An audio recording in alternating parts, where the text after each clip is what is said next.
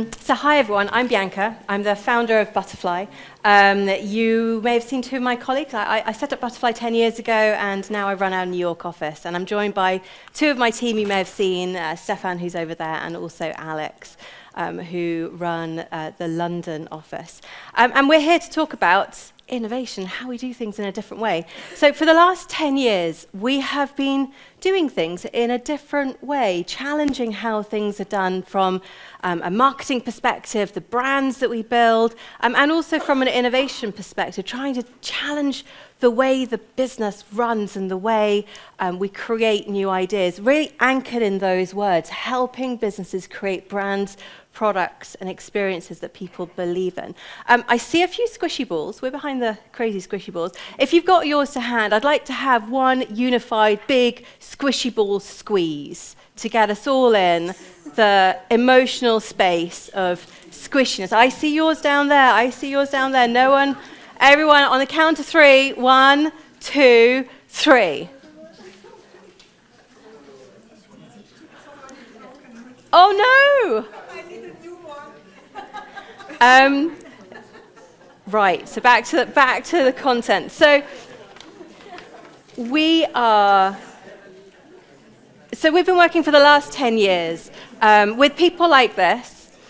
Everything challenges from football in the US through to cleaning products in Japan. And sometimes something that we're hearing even more frequently now is, I need great ideas, but I need them.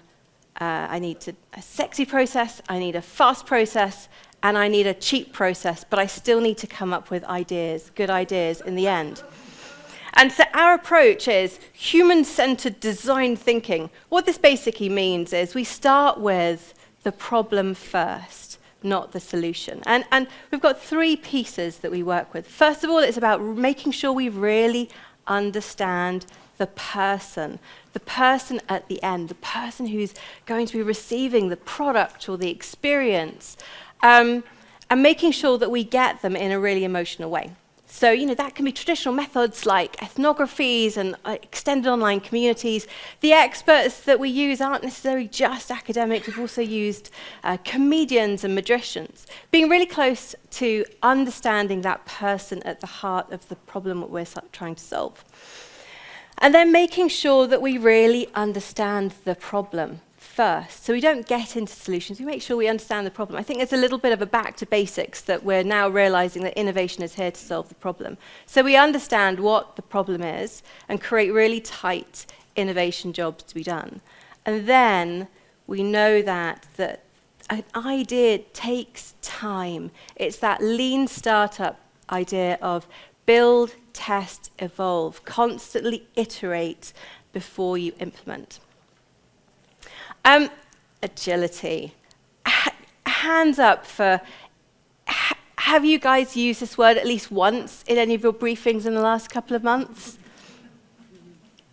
Yes, it's a word that we're seeing a lot at the moment. And it's not just about faster and cheaper. I think agility is a really important word, actually really powerful and really enabling word to challenge us to do things in a different way. It's not just about being fast and cheap. It's also about being light-footed and nimble, being able to adapt based on emerging understanding, being able to pivot when something changes. The external marketplace is changing so fast at the moment, you do need to be able to be reactive to this.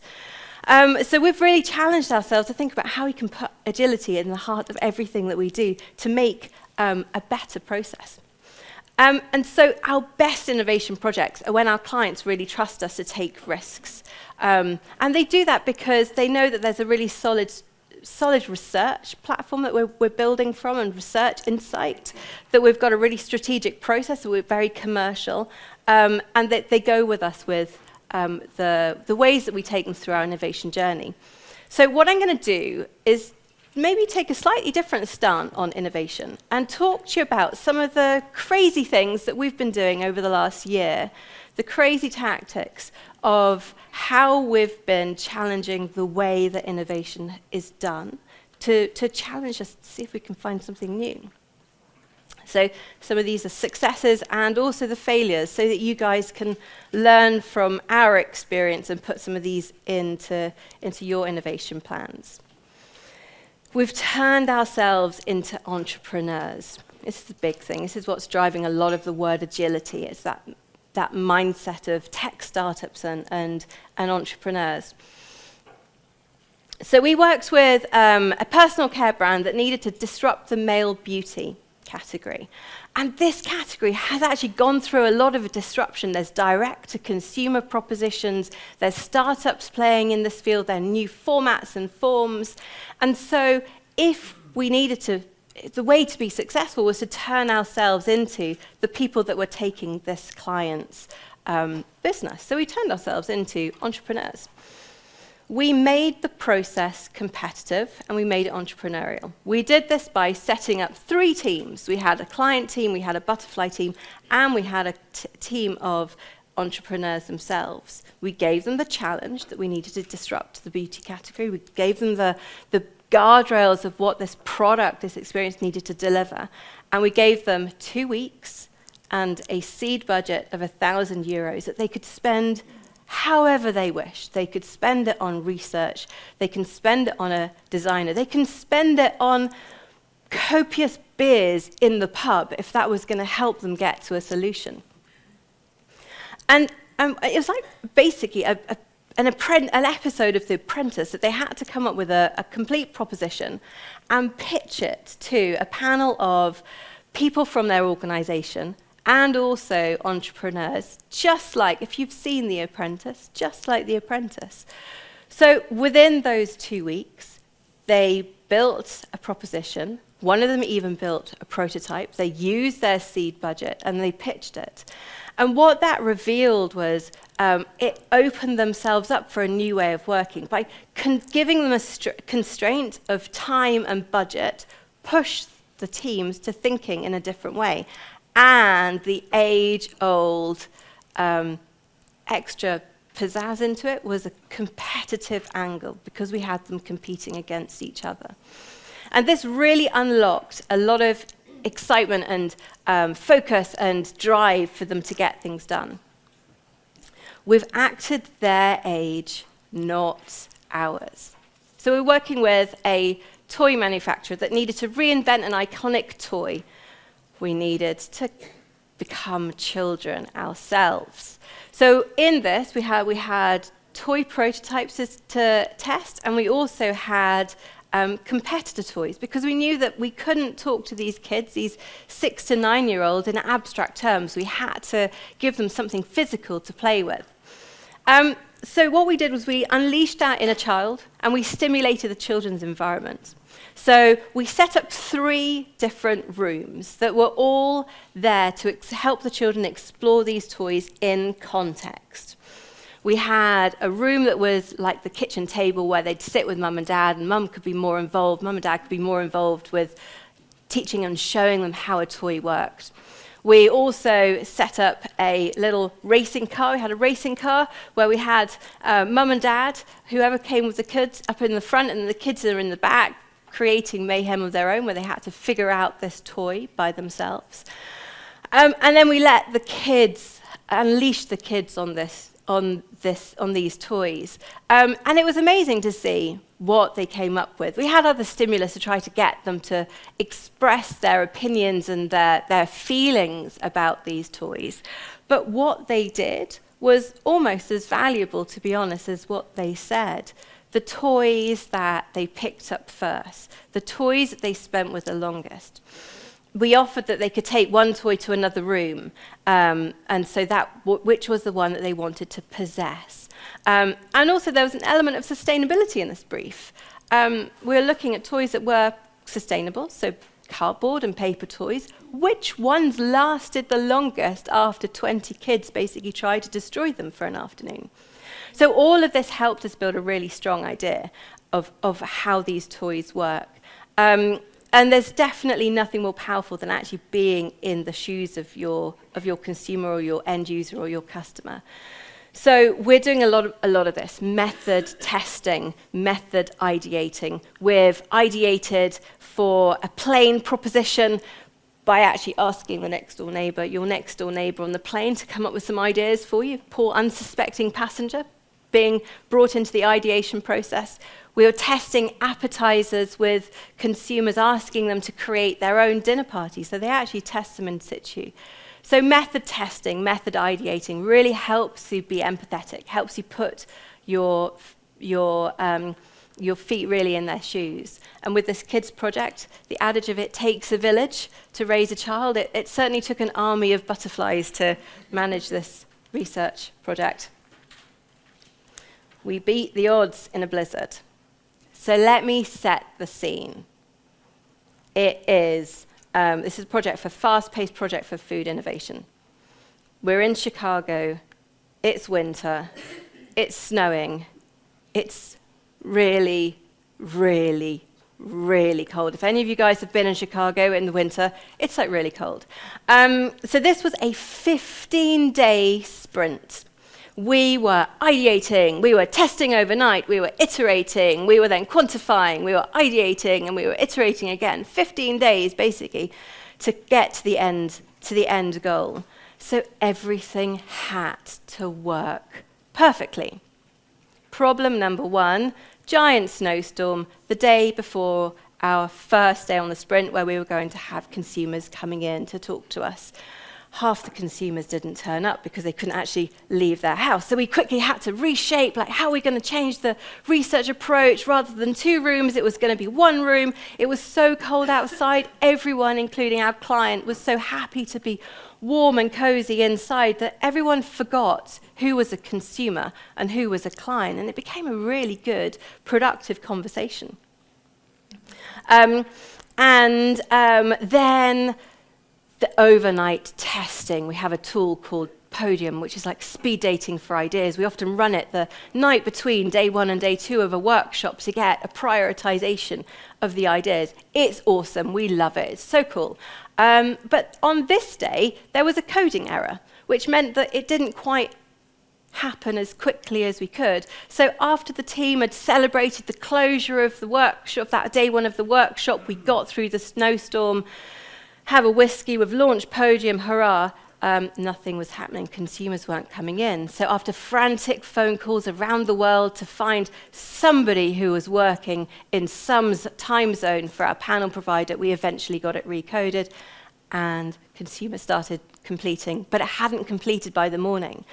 So instead of arriving where we see the whole prioritization, we were seeing the results change. But that made it more exciting. It was like an episode of the Eurovision Song Contest, seeing how the ideas were moving in the prioritization. So also what also happened with this one is, because it was so cold and so snowy, also, only those clients who are really invested in the project actually turned up, which was really helpful because we had all the right people who weren't just there for the ride, all the right people who were really invested and motivated to be part of this process within the workshop. And what we found quite quickly was that different functions had been solving this problem, but in their own ways. So we were able to very quickly align people. So what are the things that we've learned about agility? From our entrepreneur project, something that we now always do is we come with ideas that are pre-thought from the workshop. We now work with ideators and entrepreneurs and give them the brief that we're working towards in the workshop so that they come with ideas, pre-thought out ideas that we can then use to build on. They come at it from a different perspective. They've got time and the space to think about it. I think that they can actually work better than having experts within a workshop. It also gives you a starting point because it's so much easier to evolve an idea than start from scratch. So we now, on all of our projects, have offline ideation where we get experts to come up with ideas that we then take into the workshop. Don't sweat the small stuff. Trust your butterfly team. Whatever happens, whatever dramas happen, I personally think that the best workshop agenda are detailed plans written in pencil, because things do change. We've had all sorts. We've had a client who got deported, the client who got sent back from the country that she was running the workshop in because she didn't have the right visa. We've had an entire workshop had to leave the venue and not come back because there was a threat of a gas explosion. All of these things come and challenge us, and it's what you do with the challenge and how you pivot and change direction and adapt. And I think this is a very good expression of actually what the real world of innovation is and what you guys from clients are doing every single day. Get the right people in the room, even if it means that you hold it in a place that's very cold and very snowy with very bad weather, so that you only get the people who really want to come attend your workshop.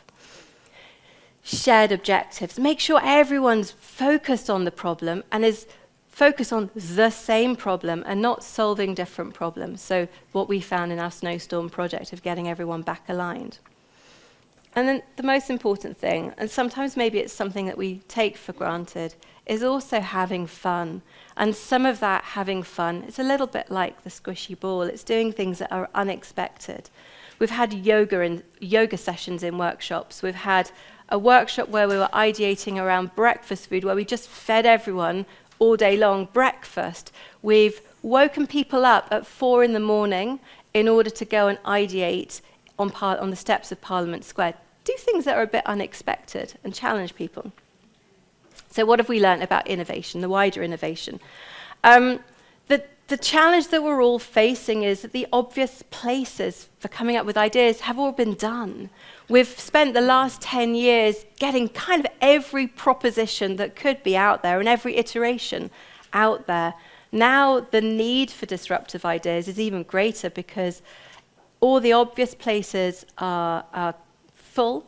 Your competitors aren't the same competitors. So actually you do need to have a disruptive process that challenges the way you do things, even in small ways. So think about the ways that you can disrupt and how you can do your research in different ways, how you can bring consumers in, how you can test ideas in different ways, how you can bring in entrepreneurs.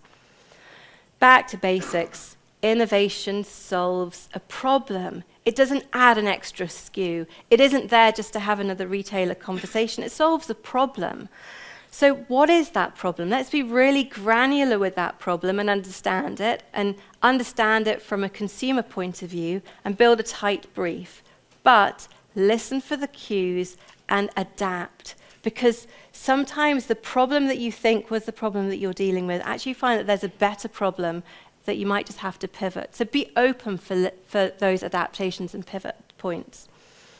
Don't think about ideas in isolation. This has been one of my biggest bandwagon preacher statements for my whole innovation career. An idea is more than just a product concept. It's more than an A4 polyboard of an insight, proposition, benefit, sign-off. It's a consumer proposition. It has a story. So think about how you bring it to life, how you tell that story, and think about the ecosystem and the route to market.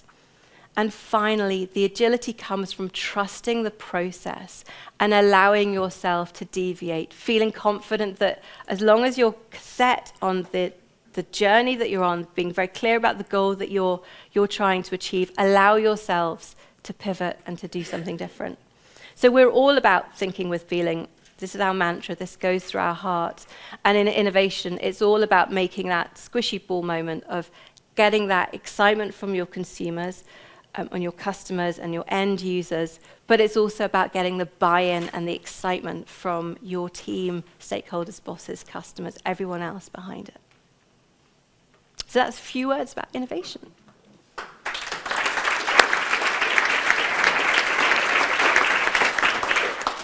Let me see, who has... we have time for one question or two max, because we're very tight on time. I have one. Yes. Tricky, though. Oh, I like tricky questions. I can give the answer because I read the slide. But what is the difference between what you do in terms of the innovation and creative than a creative workshop or a design thinking workshop? Good question. I think it's that statement of the sum of the parts is greater than the whole. Sometimes just doing things in small things in a slightly different way can net much better results. So the way that you bring in consumers, the type of people that you use, experts like magicians, the way that you test ideas, the way that you iterate the process. So I think it's small things sometimes that you can do to shake up a process, and be very clear about who you're working with in the workshop. Bianca, perfect. Thank you. Thank you very much. Welcome.